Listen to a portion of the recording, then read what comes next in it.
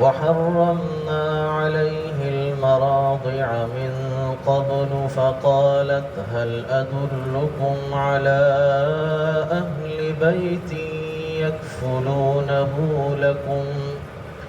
يكفلونه لكم وهم له ناصحون فرددناه إلى أمه كي تقر عينها ولا تحزن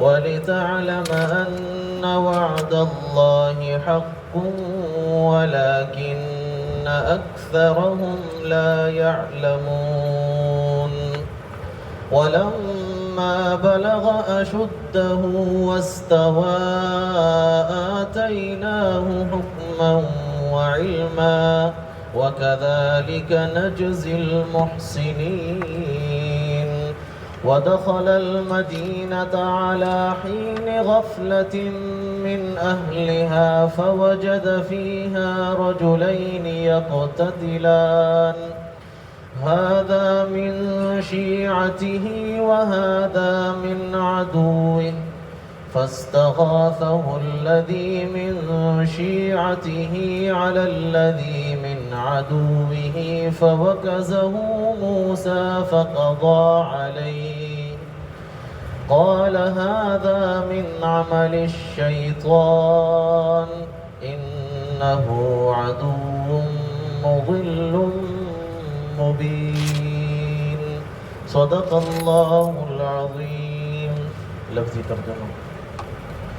وحرمنا اور ہم نے روک دیا تھا، وحرمنا اور ہم نے منع کیا تھا علیہ موسیٰ پر المراضع دودھ پلانے والیوں کو من قبل موسیٰ کی والدہ کے دودھ پلانے سے پہلے فقالت موسیٰ علیہ السلام کی بہن کہنے لگی هل ادلکم کیا میں تمہیں بتاؤں علی اہل بیت ایک گھر والے یکفلونہ جو اس بچے کی پرورش کریں گے، یکفلونہ جو اس بچے کی کفالت کریں گے لکم تمہارے لیے، وہم اور حال یہ ہے کہ وہ لوگ لہو اس بچے کے لیے ناصحون خیر خواہ بھی ہوں گے. فرددناہ پھر ہم نے لوٹا دیا موسیٰ کو الی امہ اپنی والدہ کی طرف کئی تقرر تاکہ ٹھنڈی رہے عینہا اس کی آنکھیں ولا تحزنا اور تاکہ غم نہ کرے موسیٰ کی والدہ ولتعلم اور تاکہ جان لے موسیٰ کی والدہ ان وعد اللہ کہ بے شک اللہ کا وعدہ حق سچا ہے ولکن لیکن اکثرہم اکثر لوگ لا یعلمون اللہ کی حکمتوں کو نہیں جانتے. ولما بلغ اور جب پہنچا موسیٰ اشدہ اپنی جوانی کو واستوى اور پورا طاقتور ہو گیا جسمانی اعتبار سے آتینا ہوں تو ہم نے موسیٰ کو دی حکماً حکمت وعلما اور علم وکذالک اور اسی طرح نجزی ہم بدلہ دیتے ہیں المحسنین نیکی کرنے والوں کو. ودخل اور داخل ہوا حضرت موسیٰ المدینہ شہر میں علی حین غفلت غفلت کے وقت میں من اہلہا اس کے رہنے والوں کے فوجد پھر موسیٰ نے پایا فیہا اس شہر میں رجلین دو آدمیوں کو یقتتلان کہ وہ لڑ رہے تھے آپس میں. ہذا یہ ایک تو من شیعتہ حضرت موسیٰ کے قبیلے سے تھا، حضرت موسیٰ کی قوم کا تھا. وہذا اور یہ دوسرا من عدوہ حضرت موسیٰ کے دشمنوں میں سے تھا یعنی قبطی تھا، فرعونی تھا. فاستغاثہ پھر فریاد کی حضرت موسیٰ سے الذی اس شخص نے من شیعتہ جو حضرت موسیٰ کی قوم کا تھا بنی اسرائیلی علی الذی اس شخص کے خلاف من عدوہ جو حضرت موسیٰ کے دشمنوں میں سے تھا یعنی فرعونی. فوکزہ پھر مکہ مارا حضرت موسیٰ نے، فوکزہ اس کو مکہ مارا موسیٰ حضرت موسیٰ نے. فقضا پھر کام تمام کر دیا موسیٰ علیہ السلام نے علیہ اس شخص کا یعنی فرعونی کا قبطی کا. قال موسیٰ علیہ السلام نے کہا ہذا یہ جھگڑا، ہذا یہ مقتول جو مر گیا من عمل الشیطان شیطان کی حرکت میں سے ہے. انہ بے شک شیطان عدو دشمن ہے، مضل بہکانے والا، مبین کھلا بالکل واضح. گزشتہ درس میں حضرت موسیٰ علیہ السلام کی ولادت اور اللہ تعالیٰ کی طرف سے ان کی تربیت دشمن کے گھر میں، اور مزید اللہ تعالیٰ کی طرف سے حفاظت کا بیان تھا کہ اللہ تعالیٰ نے کس طرح حضرت موسیٰ علیہ السلام کی بہترین طریقے سے دشمن ہی کے گھر میں حفاظت فرمائی۔ وہ دشمن جس نے حضرت موسیٰ علیہ السلام کی وجہ سے پتہ نہیں کتنے ہزاروں بچوں کو قتل کیا، اور اس کو معلوم نہیں تھا کہ وہ بچہ میرے گھر میں پل رہا ہے، اس بچے کی پرورش میں خود کر رہا ہوں۔ تو حضرت موسیٰ علیہ السلام کی والدہ کے دل میں اللہ نے جب یہ بات ڈالی کہ تمہیں جب بھی خوف ہو تو اس بچے کو صندوق میں بند کر کے دریائے نیل میں بہا دینا، اور جب تک خوف نہ ہو تو اس کو تم دودھ پلاتی رہو۔ اللہ تعالیٰ کی طرف سے اس بات کا الہام تو ہوا، لیکن والدہ ہوتی ہیں، اس کے دل میں صرف ایک ہی غم تھا، ایک ہی فکر تھی، اور وہ حضرت موسیٰ علیہ السلام کی فکر اور ان کا غم تھا، ان کی جدائی کا درد تھا۔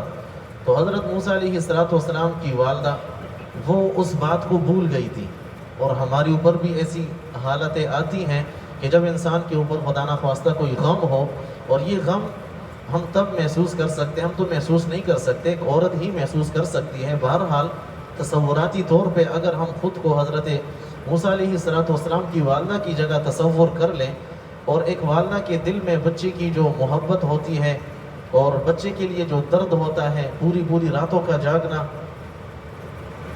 اور پھر ایک بچے کو اپنے ہاتھوں سے، چھوٹا بچہ جو خود کو سنبھال کیا سکے گا، اپنی حالت سے بے خبر ہوتا ہے، اس کو دریا میں بہا دینا، تو اس کی والدہ پر کتنا غم ہوگا، وہ پہاڑ جتنا غم۔ حضرت موسیٰ علیہ السلام کی والدہ سے وہ بات بھول گئی۔ اللہ تعالیٰ فرماتے ہیں اگر ہم نے ان کا دل مضبوط نہ کیا ہوتا، قریب تک کہ وہ سارا کا سارا واقعہ وہ سنا دیتی کہ یہ بچہ میرا ہے، اس کو میں نے ہی سمندر میں ڈالا، اور میرے دل میں یہ بات القاء ہوئی، پھر یہ بات ان سب کو معلوم ہو جاتی، اور جو اللہ تعالیٰ کی تدبیر تھی، اللہ تعالیٰ کا جو نظام تھا، خیر اسے تو پورا ہونا تھا، لیکن اللہ تعالیٰ نے جو فرمایا کہ اگر موسیٰ کی والدہ کے دل کو ہم مضبوط نہ کر دیں، وہ راز فاش ہو جاتا۔ پھر بھی موسیٰ علیہ السلام کی والدہ نے احتیاطی تدابیر اختیار کی۔ معلوم ہوا کہ احتیاطی تدابیر اختیار کرنا یہ تقوی، توکل اور اللہ پر بھروسے کے منافی نہیں ہے۔ قرآن کریم میں جگہ جگہ اس کا تذکرہ ہے۔ تو حضرت موسیٰ علیہ السلام کی والدہ نے اسباب اختیار کیے، حالانکہ اللہ تعالیٰ کی طرف سے ان کو تسلی، اطمینان، بشارت، خوشخبری وہ سب کچھ ہو گیا تھا، لیکن ان کی بہن سے کہا کہ تم اس بچے کے پیچھے چلی جاؤ اور دیکھو کہ یہ بچہ کہاں جاتا ہے۔ بہرحال بچہ فرعون کے محل سے ہوتا ہوا وہ صندوقچہ جب فرعون کے گھر والوں نے دیکھا، ان کے خادموں نے دیکھا یا کنیزوں نے دیکھا، تو وہ صندوقچہ لایا گیا، اور فرعون کی بیوی حضرت آسیہ نے جب اس کو کھولا، وَأَلْقَيْتُ عَلَيْكَ مَحَبَّةً مِّنِّي کا اثر تھا۔ اللہ تعالیٰ فرماتے ہیں موسیٰ ہم نے تمہارے اوپر اپنی محبت ڈال دی، جو تمہیں دیکھے گا وہ تمہارا گرویدہ اور عاشق بن جائے گا، تمہارا محب بن جائے گا، تم سے محبت کرنے والا بن جائے گا۔ اور پھر بچے ویسے بھی خوبصورت ہوتے ہیں، اور پھر یہ نبی موسیٰ کلیم اللہ، اور پھر اللہ تعالیٰ کے محبت کے اثرات، اور پھر اس کو نبی بننا تھا۔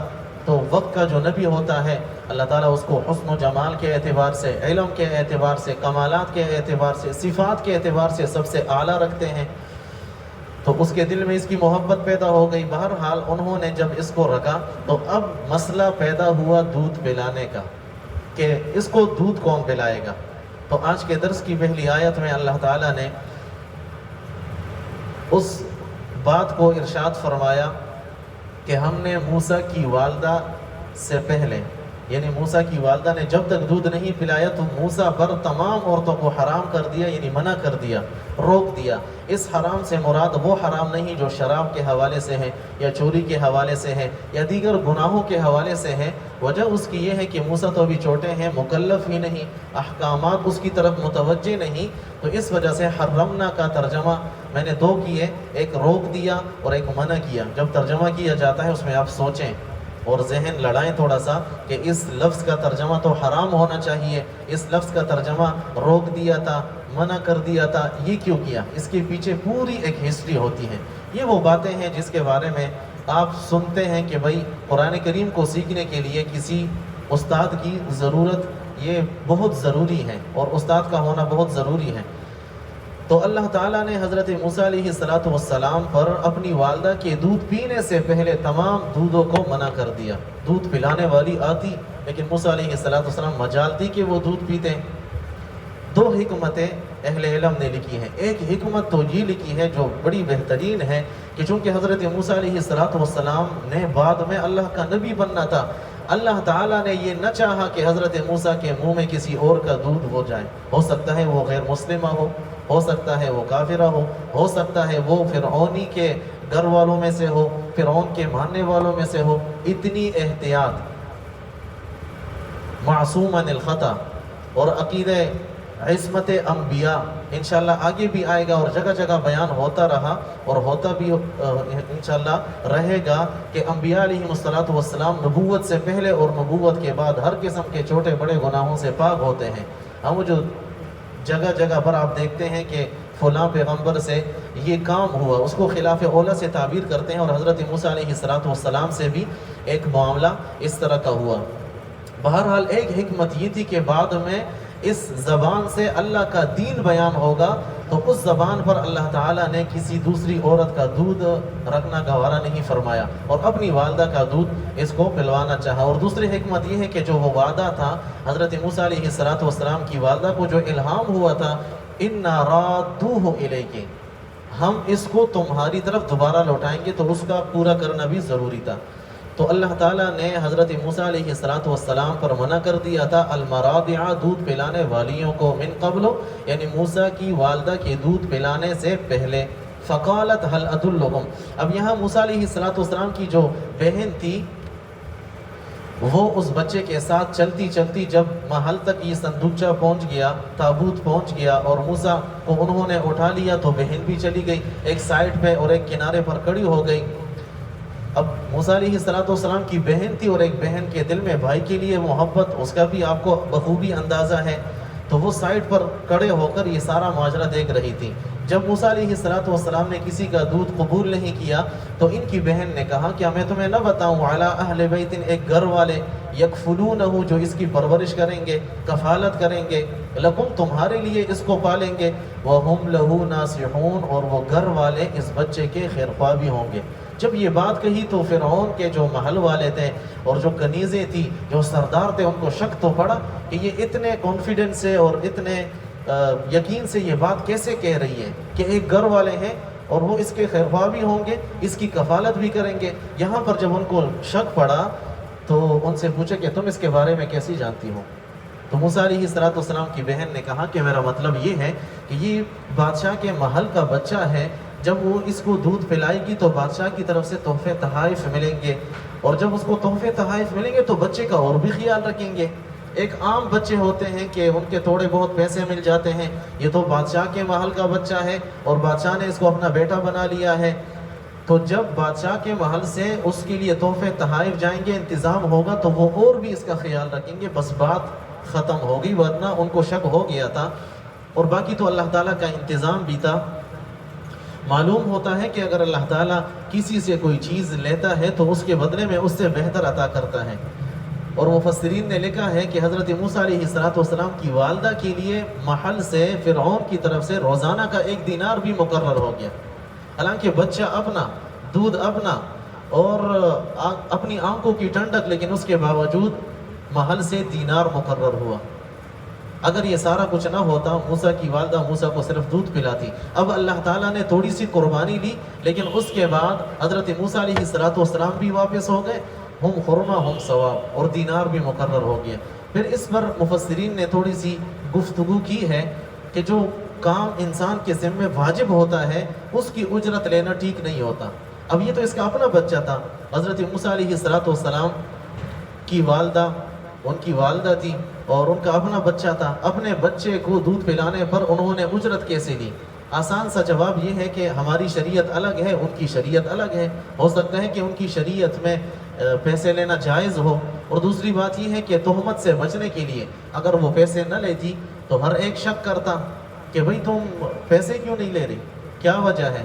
تو پھر یہ راز فاش ہو جاتا، تو اس وجہ سے بھی انہوں نے پیسے لیے۔ اور تیسری بات یہ ہے کہ یہ ان کی اجازت سے تھے، اور حربی اور کافر کا مال اگر ان کی اجازت سے ہو تو قبول کیا جا سکتا ہے۔ لیکن حضرت موسیٰ علیہ السلام پر یہ دن کیسے گزرے ہوں گے اس کا بھی اندازہ کر لیں۔ تو اس وجہ سے کبھی تکلیف آئے، مصیبت آئے، پریشانی آئے، اس میں صبر کا دامن نہیں چھوڑنا۔ اب یہاں تو یہ مختصر ہے، حضرت موسیٰ علیہ السلام کی والدہ کے دل میں بات ڈالی گئی ہم دوبارہ لوٹائیں گے، اور پھر 2 4 5 آیتوں کے بعد اللہ تعالیٰ نے دوبارہ لوٹا دیا، لیکن اس میں وقت تو لگا ہوگا۔ اور والدہ کی بے قراری اور والدہ کی تکلیف کہ ایک بچے کو میں نے پانی میں ڈال دیا، وہ ایک ایک سیکنڈ، ایک ایک لمحہ کس طرح گزرا ہوگا، اس کا آپ اندازہ لگا لیں۔ تو اس وجہ سے انسان پر آزمائش، انسان پر امتحان، انسان پر تکلیف یہ اس دنیا کا لازمہ حصہ ہے۔ انبیاء کرام علیہ السلام پر تکالیف آئی تو انسان پر بھی آ سکتی ہے۔ انبیاء کرام علیہ السلام کے بعد کوئی ایسا نہیں بچتا کہ اس کو اللہ تعالیٰ آزمائے نہیں۔ ہاں، اللہ تعالیٰ سے ہم عافیت والی زندگی مانگے، کبھی اگر امتحان آئے تو صبر کر لینا، اللہ تعالیٰ اس سے بہتر عطا فرمائیں گے۔ فرددناہ الی امہ، اللہ تعالیٰ نے حضرت موسیٰ کو لوٹایا ان کی والدہ کی طرف، کئی تقر عینھا، تاکہ ان کی آنکھیں ٹھنڈی رہے۔ یہاں عینھا اگرچہ مفرد ہے لیکن میں نے تثنیہ کا ترجمہ کیا، ہو سکتا ہے کہ عربی سمجھنے والوں کے ذہن میں یہ سوال ہو، یعنی عین ایک آنکھ کو کہتے ہیں، عینین 2 آنکھوں کو کہتے ہیں، تثنیہ ہے۔ لیکن یہ عربی کا قاعدہ ہے کہ جو اعضاء 2 ہوں ان کو کبھی ایک بھی بیان کیا جاتا ہے۔ جس طرح ایک حدیث میں ہے المسلم من سلم المسلمون من لسانہ و یدہ، کامل مسلمان وہ ہے کہ جس کی زبان سے اور جس کے ہاتھ سے۔ تو کیا مطلب ایک ہاتھ سے اگر کوئی محفوظ ہو تو یہ کامل مسلمان ہے، دوسرے ہاتھ سے تکلیف دے نہیں، دونوں ہاتھوں سے دوسرے مسلمان، دوسرے لوگ محفوظ ہوں تو یہ کامل مسلمان ہے۔ بتانا یہ مقصود ہے کہ من لسانہ و یدہ، ید کہتے ہیں ایک ہاتھ کو، یدین ہونا چاہیے تھا، لیکن جو اعضاء 2 ہیں ان کو ایک کر کے بیان کیا جاتا ہے، مقصد اس سے 2 ہوتے ہیں۔ تو اس طرح نہیں ہے کہ اس کا ترجمہ ہم اس طرح کریں کہ کئی تقر عینھا، تاکہ حضرت موسیٰ کی ایک آنکھ ٹھنڈی ہو، یعنی دونوں آنکھیں ٹھنڈی ہو، دل کا سکون ہو۔ اس سے آپ کو اندازہ ہو رہا ہوگا کہ کتنی محنت کی ضرورت ہے قرآن کریم کو سمجھنے کے لیے، استاد کی ضرورت بہر حال ہے۔ تو کسی کو تھوڑی سی رہنمائی چاہیے ہوتی ہے، کسی کو زیادہ چاہیے ہوتی ہے۔ بہرحال سمجھنے کے لیے ایسا بھی نہیں ہے کہ قرآن کریم کو بس خود انسان اٹھا لے، اور میں تو کہتا ہوں کہ دنیا کی واحد مظلوم کتاب ہے کہ بس اس کے لیے استاد کی ضرورت نہیں، اس کے لیے پڑھنے کی ضرورت نہیں، صرف اردو ترجمے سے کام نہیں چلے گا۔ ولا اصل میں پھر غلطیاں ہوتی ہیں، یعنی جتنے فرقے آپ دیکھتے ہیں ان کے بانیوں کو اگر آپ دیکھیں نا، حد درجے کے ذہین اور فطین، اس کا نقصان یہ ہوتا ہے کہ بغیر استاد کے اگر کوئی بھی کام سیکھا جائے تو وہ اپنی فنکاریاں کرے گا، پھر اس کے نتیجے میں وہ اپنی رائے قائم کرتا ہے۔ صحابہ کو اس نے سکپ کیا، درمیان سے نکالا، حضور علیہ السلام کی احادیث کو اس نے چھوڑا، اور پھر اکابرین امت، تابعین، تبع تابعین اور امت کے جتنے مقتدی رہنما گزرے ہیں ان کی ایک رائے ہوتی ہے، اور حضرت علامہ صاحب اسکالر کی دوسری رائے ہوتی ہے۔ آپ دیکھتے ہیں سوشل میڈیا پہ جو بازار گرم ہے، پھر ہمارے درس میں بیٹھنے والوں کو بھی یہ بات سمجھ نہیں آتی، جی وہ فلاں تو ایسا کہتا ہے، چونکہ وہ میرے دل کی بات کہتا ہے، وہ میرے دل کی بات کہہ رہا ہوتا ہے، میرے مزاج کے مطابق بول رہا ہوتا ہے، میری خواہش کے مطابق بول رہا ہوتا ہے۔ تو کیا مطلب کہ حضور علیہ السلام سے لے کر آج تک جتنے لوگوں نے دین کو بیان کی یہ سارا کا سارا غلط تھا۔ آج اگر ہمارے جسم کا مسئلہ ہونا، 99 ڈاکٹر ایک طرف ہو اور ایک بالکل قابل ڈاکٹر دوسری طرف ہو، ہم کہتے ہیں کہ بھائی 99 کی بات لو، جسم کا مسئلہ ہے، جان چلی گئی تو سب کچھ چلا گیا۔ اور روح کے بارے میں، قرآن کریم کے احکامات اور تعلیمات کے بارے میں ہم بڑے غافل ہیں۔ تو پتہ نہیں آپ کو بات یہ سمجھ آ رہی ہے یا نہیں، ایک بہت بڑا فتنہ ہے جو لوگوں کے دلوں میں بس یہ بات ڈال رہے ہیں کہ اپنی طرف سے، یعنی آپ یہ نہیں ہے کہ قرآن کریم کو سمجھے نہیں، الحمدللہ آپ سمجھ سکتے ہیں قرآن کریم تو اللہ تعالیٰ نے آج کل بڑا آسان کر دیا ہے، لیکن اس کا نتیجہ یہ ہوتا ہے کہ انسان اپنی طرف سے اگر کوئی رائے قائم کر دے، اور حضور علیہ السلام نے اپنے زمانے میں ارشاد فرمایا کہ جو قرآن کریم میں اپنی طرف سے رائے قائم کرے اگرچہ وہ درست بھی ہو تب بھی اس نے خطا کی۔ تو ساری جو امت گزری ہے، حضور علیہ الصلوۃ والسلام کی احادیث مبارکہ ہیں، صحابہ کرام کے اقوال ہیں، ان کو لینا ہوگا۔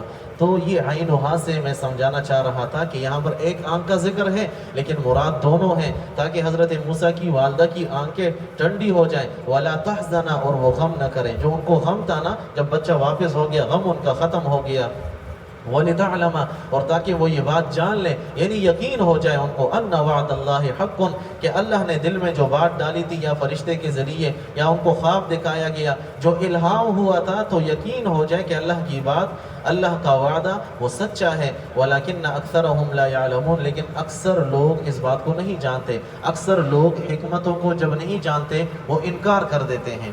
اللہ تعالیٰ انسان کی دعائیں قبول فرماتے ہیں۔ حضور علیہ الصلوۃ والسلام نے ارشاد فرمایا کہ اللہ تب تک کسی انسان کی دعا قبول فرماتے ہیں جب تک انسان یہ نہ کہہ دے کہ میں تو دعا کرتا رہا، اللہ تعالیٰ قبول ہی نہیں فرما رہے۔ ہو سکتا ہے کہ آپ کی دعا کی قبولیت کے لیے تھوڑا سا اور بھی سفر باقی ہو۔ کبھی کبھار انسان سفر کرتا کرتا بس اس کے لیے تھوڑا سا سفر باقی ہوتا ہے، لیکن شیطان دل میں وسوسہ ڈالتا ہے، یہاں سے وہ گر جاتا ہے، چھوڑ دیتا ہے دعاؤں کو۔ تو انسان کو کبھی بھی دعا نہیں چھوڑنی چاہیے۔ یہ دیکھ رہے ہیں آپ، یہ تو ہم پڑھ رہے ہیں اور سارا واقعہ ہمارے سامنے ہے۔ اب ہماری جو زندگی ہے، ہمارا جو مستقبل ہے، وہ ہمارے سامنے نہیں ہے۔ اللہ تعالیٰ کے ہر کام میں حکمتیں ہوتی ہیں۔ کوئی چیز مجھے نہیں مل رہی، اس کے پیچھے حکمت ہے، وہ اپنے وقت پر مجھے ملے گی۔ وَكَانَ الْإِنسَانُ عَجُولًا، لیکن انسان جلد باز ہے، انسان کہتے ہیں کہ جلدی ملے۔ تو فرمایا وَلَكِنَّ أَكْثَرَهُمْ لَا يَعْلَمُونَ، اللہ کے وعدے سچے ہیں، اللہ کے وعدے حق ہیں، لیکن اکثر لوگ اس بات کو نہیں جانتے۔ یعنی جب دیکھتے ہیں کہ ہماری دعائیں تو قبول نہیں ہو رہی تو اللہ سے تعلق کو ختم کر دیتے ہیں، یہ خطرناک ہے۔ وَلَمَّا بَلَغَ أَشُدَّهُ، اور جب حضرت موسیٰ اپنی جوانی کو پہنچ گئے، وَاسْتَوَىٰ، اور پورے طاقتور ہو گئے، یعنی جسمانی اور عقلی اعتبار سے ان کی تکمیل ہو گئی، آتَيْنَاهُ حُكْمًا وَعِلْمًا، تو اللہ تعالیٰ نے ان کو حکمت بھی عطا کی اور علم بھی عطا کیا۔ اللہ تعالیٰ نے بہت ساری حکمت کی باتیں بھی ان کو سکھا دی اور خصوصی علم اور فہم بھی عطا کیا۔ اس سے مراد نبوت نہیں ہے، اس لیے کہ نبوت کے بارے میں آپ پڑھ چکے ہیں کہ نبوت کب ملی؟ جب مدین سے واپس مصر آ رہے تھے۔ شعیب علیہ السلام کے ساتھ جب 10 سال گزارے، انشاءاللہ اسی سورۃ القصص میں وہ واقعہ ذکر ہوگا، اور وہاں 10 سال پورا کرنے کے بعد عرصہ 10 سال کا جب پورا ہوا تو راستے میں آ رہے تھے، انی آنست نارا، آگ کی ضرورت پڑی، سردی کا موسم تھا، بعض روایات کے مطابق گھر والی امید سے تھی، ان کو بھی آگ کی ضرورت تھی، دور دیکھا کہ ایک آگ جل رہی ہے، وہ اللہ کے نور کی تجلی تھی۔ بہرحال جب وہاں پر گئے تو اللہ تعالیٰ سے ہم کلام ہوئے اور وہاں پر نبوت عطا ہوئی۔ تو اس سے مراد حکمت کی باتیں اور علم کی باتیں اللہ تعالیٰ نے بچپن ہی سے ان کی طبیعت میں توحید رکھ دی تھی۔ اور جس طرح میں نے شروع میں عرض کیا کہ انبیاء کرام علیہ السلام نبوت سے پہلے، نبوت کے بعد وہ شرک سے پاک، ہر قسم کے گناہ سے پاک ہوتے ہیں۔ ابراہیم علیہ السلام کی آنکھ وہ بتوں کے گھر میں اور بت بنانے والے والد صاحب کے گھر میں کھلی، لیکن پھر بھی ان کی طبیعت میں توحید تھی۔ حالانکہ نبوت بعد میں عطا ہوئی لیکن ان کو یہ بات اچھی نہیں لگتی تھی۔ اسی طرح حضرت موسیٰ علیہ السلام بھی جب یہ چیزیں دیکھتے ان کو بھی مزہ نہیں آتا تھا، اس لیے کہ طبیعت میں ان کے اللہ نے توحید رکھ دی تھی۔ وَكَذَلِكَ نَجْزِي الْمُحْسِنِينَ، یا اللہ یہ معاملہ صرف موسیٰ کے ساتھ تھا علیہ السلام، یا موسیٰ کی والدہ کے ساتھ تھا، یا ہمارے ساتھ بھی ایسا ہو سکتا ہے؟ فرمایا قیامت تک کے انسانوں سن لو، جو نیکی والی زندگی اختیار کرے گا اس کے ساتھ ہمارا یہی معاملہ ہوگا، جو صبر اختیار کرے گا ان اللہ مع الصابرین انما یوفی الصابرون اجرهم بغیر حساب۔ یہ قرآن کریم کا ایک خاص اسلوب ہے کہ قرآن کریم صفات ذکر کرتا ہے کہ جو بھی ان صفات والی زندگی اختیار کرے اللہ تعالیٰ کے وعدے ان کے ساتھ ہیں۔ ایمان اور تقوی، بس دو چیزیں قرآن کریم بیان کرتا ہے۔ الذین آمنوا واتقوا، جنہوں نے ایمان قبول کیا اس کے بعد تقوی اختیار کیا۔ تقوی کا مفہوم بہت وسیع ہے۔ تقوی کہتے ہیں بچنے کو، اللہ کی نافرمانی سے بچنا۔ اس میں اوامر بھی آ جاتے ہیں کرنے والے کام، نواہی بچنے والے کام بھی آ جاتے ہیں، جس سے بچنا ہے وہ بھی اور جس کو کرنا ہے وہ بھی، حقوق العباد بھی اور حقوق اللہ بھی۔ تو گویا کہ پورے دین کا خلاصہ تقوی ہی ہے کہ انسان اللہ کی نافرمانی سے خود کو بچائے۔ وَدَخَلَ الْمَدِينَةَ، موسیٰ علیہ السلام کی ساری زندگی آزمائشوں سے بری ہوئی ہے۔ اولو العزم پیغمبر ہیں، کلیم اللہ ہیں، اللہ تعالیٰ کے پیغمبر ہیں، منتخب ہیں، لیکن کتنی تکالیف، کتنی آزمائشیں. اب دوسرا امتحان. وَدَخَلَ الْمَدِينَةَ، اور یہ شہر میں داخل ہوئے. موسیٰ علیہ السلام کی والدہ کا گھر فرعون کے محل سے ایک طرف تھا، سائڈ پر تھا. تو چونکہ وہاں تو یہ جو شرک دیکھتے، اور انا ربکم الاعلی، فرعون نے خود کو کہا تھا، خدائی کا دعویٰ کیا تھا، تو ان کے سامنے یہ جو لوگ جھکتے تھے، موسیٰ علیہ السلام کی طبیعت کو یہ گوارا نہیں ہوتا تھا. لیکن اللہ تعالیٰ نے حکمت بھی عطا کی تھی، تو اپنے ذمے کا کام تو کرتے، لیکن زیادہ وہاں پر نہیں جاتے، کبھی والدہ کے گھر اور کبھی محل میں. تو ایک مرتبہ حضرت موسیٰ علیہ السلام شہر میں داخل ہوئے. کس وقت؟ علی حین غفلۃ من اہلہا، جس وقت اس کے رہنے والے غفلت میں تھے، یعنی نیند میں تھے، سو رہے تھے. بعض مفسرین نے لکھا ہے کہ اس سے مراد دوپہر کا وقت ہے، کہ انسان کاروبار سے آتا ہے، تھک جاتا ہے، کھانا کھاتا ہے، کلولے کے لیے لیٹ جاتا ہے، جسم کو سستانے کے لیے، آرام کے لیے، اور یا اس سے مراد رات کا وقت ہے. بہرحال غفلت کا وقت تھا، لوگ آرام کر رہے تھے، باہر زیادہ لوگ نہیں تھے. فوجد فیہا رجلین یقتتلان، وہاں پر دیکھا کہ دو آدمی آپس میں لڑ رہے ہیں. ھذا من شیعتہ وھذا من عدوہ، ایک ان میں سے حضرت موسیٰ علیہ السلام کی قوم کا تھا، حضرت موسیٰ علیہ السلام کے قبیلے کا تھا، سبتی تھا، سبتی سین سے.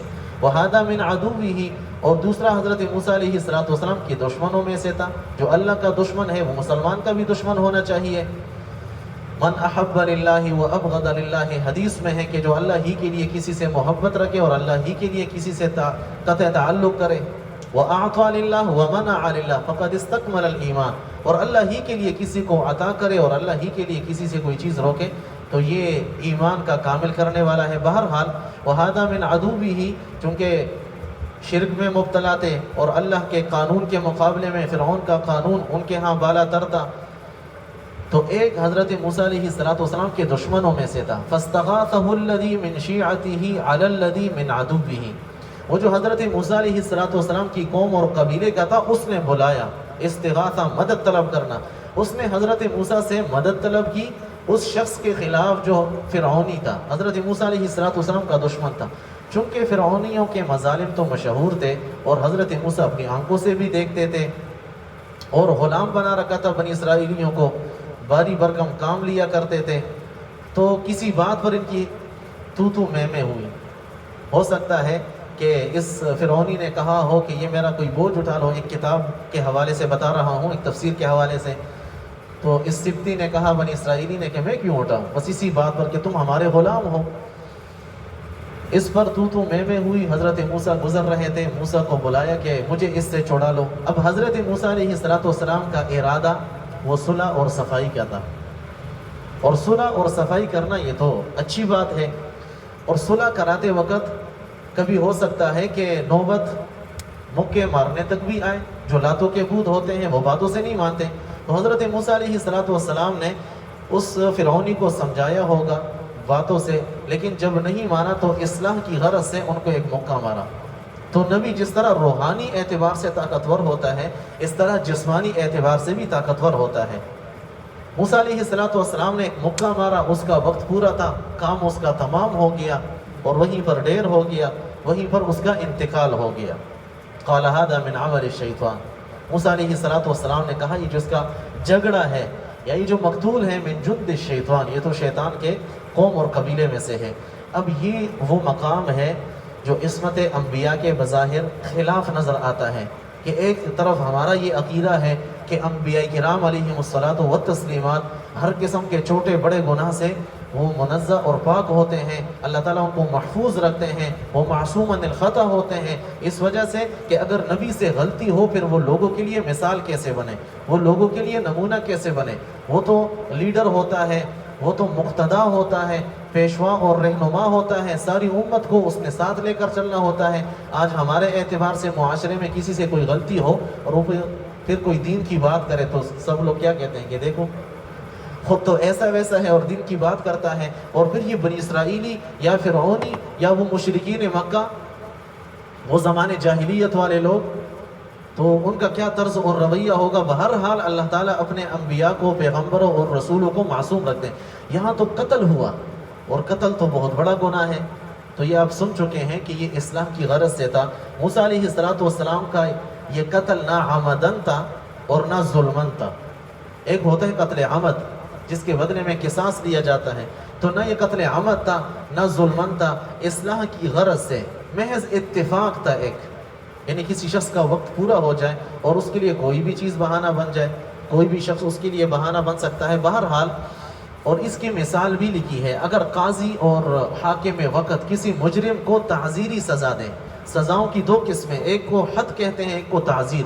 حد وہ سزا جو قرآن و سنت میں مقرر ہو، کسی جرم کے بدلے میں اگر کوئی سزا قرآن و سنت میں مقرر ہے، اس طرح بدکاری کی سزا ہے، حد شرب الخمر ہے، شراب پینے کی سزا حدیث سے ثابت ہوتی ہے، تو اس طرح یا سرقہ چوری کی سزا، یہ حدود ہیں۔ اور ایسے جرائم جن کی سزائیں شریعت نے مقرر نہ کی ہو، حاکم کی ثوابدید پر چھوڑ دی ہو، ان کو تعزیرات کہتے ہیں۔ تو لکھا ہے فقہ کی کتابوں نے کہ اگر تعزیراً کوئی حاکم قاضی کسی کو سزا دے رہا ہو اور وہ مر جائے تو اس حاکم اور قاضی پر نہ گناہ ہے اور نہ ان کو کوئی سزا ملے گی، اس لیے کہ تعزیراً ان کو سزا دیتے ہوئے اس کا وقت پورا تھا اور مر گیا۔ اور تعزیرات کے اپنے حدود ہیں، بہرحال یہ میں اتفاقیات کی بات کر رہا ہوں کہ وہ محض اتفاق تھا۔ حضرت موسیٰ علیہ السلام نے موقع مارا، اس کا وقت پورا تھا، اس وجہ سے حضرت موسیٰ علیہ السلام نے اس عمل کی نسبت شیطان کی طرف کی، اس لیے کہ بری باتوں کی نسبت اللہ تعالیٰ کی طرف نہیں کیا کرتے۔ وَقَرْنَا والقدر خیرہ وشرہ من اللہ تعالی والبعث بعد الموت۔ عقیدے کی بات ہے کہ اچھی چیزوں کی نسبت تو اللہ کی طرف ہو، لیکن برائیوں کی نسبت وہ اللہ تعالیٰ کی طرف سے نہ ہو، وہ اللہ تعالیٰ کی طرف نہ ہو، برائیوں کی نسبت شیطان کی طرف ہوتی ہے، اس لیے کہ وسوسہ یہ شیطان کی طرف سے ہوتا ہے۔ یعنی موسیٰ علیہ السلام کے ذہن میں یہ بات بھی آئی کہ اصلاح کا کوئی اور طریقہ بھی تو ہو سکتا تھا، یعنی ان کو تو پتہ نہیں تھا، نبی کو اگر غیب کا علم ہوتا تو موسیٰ کیوں ان کو مکہ مارتے؟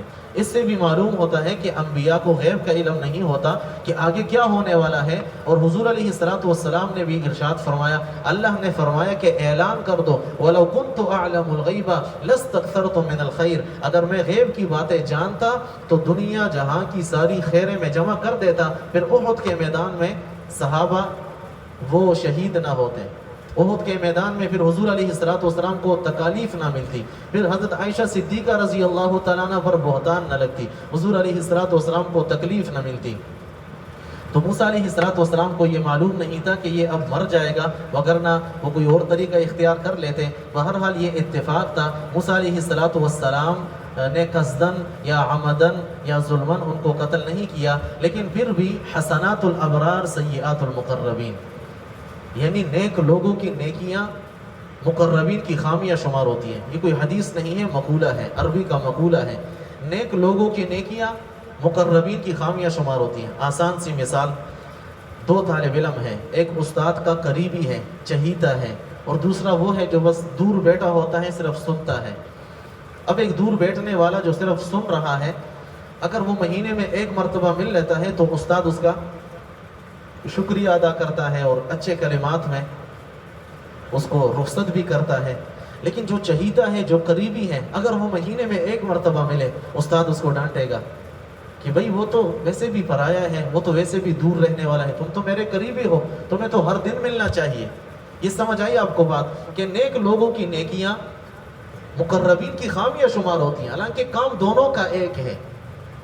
وہ جو چہیتا ہے اس کو چاہیے کہ تم تو روزانہ کے اعتبار سے ملاقات کرو۔ دوسری اس کی مثال کہ ایک عام آدمی ہے، نیک آدمی ہے، وہ 5 وقت کی نماز پڑھتا ہے، ایک مقرب اللہ کی بارگاہ میں حاضر ہوتا ہے، یا اللہ 5 وقت کی نماز لے کر آئے ہو، اور بھائی تم تو مقرب ہو، تمہیں تو ہم نے اپنا قرب دیا تھا، تمہیں تو چاہیے تھا کہ اشراق، اوابین، چاش، تہجد کا اہتمام کرتے، نوافل کا اہتمام کرتے، تم بھی 5 وقت کی نماز لے کر آئے ہو، اور وہ جو نیک آدمی ہے وہ بھی 5 وقت کی نماز لے کر آئے ہیں۔ تو نیک لوگوں کی 5 وقت کی نماز مقربین کی 5 وقت کی نماز کے اعتبار سے تو ان کی نیکی ہے، لیکن ان کی کیا ہے؟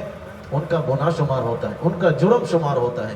اب یہ اصلاح کرنا، صلح کرانا اچھی بات ہے، لیکن حضرت موسیٰ علیہ السلام مقرب ہیں، تو موسیٰ علیہ السلام کی یہ شان کے مناسب نہیں تھا کہ انہوں نے اصلاح کی نیت سے مکہ مارا۔ بہرحال انہوں نے نسبت شیطان کی طرف کی، اور آگے فرمایا انہ عدو مضل مبین، بے شک جو شیطان ہے وہ انسان کا دشمن ہے اور بہکانے والا ہے اور بالکل واضح دشمن ہے۔ صدق اللہ العظیم۔ سبحان اللہ بحمدہ، سبحانک اللہم وبحمدک، نشہد ان لا الہ الا انت، نستغفرک ونتوب الیک۔ سبحان ربک رب العزۃ عما یصفون، وسلام علی المرسلین، والحمد للہ رب العالمین۔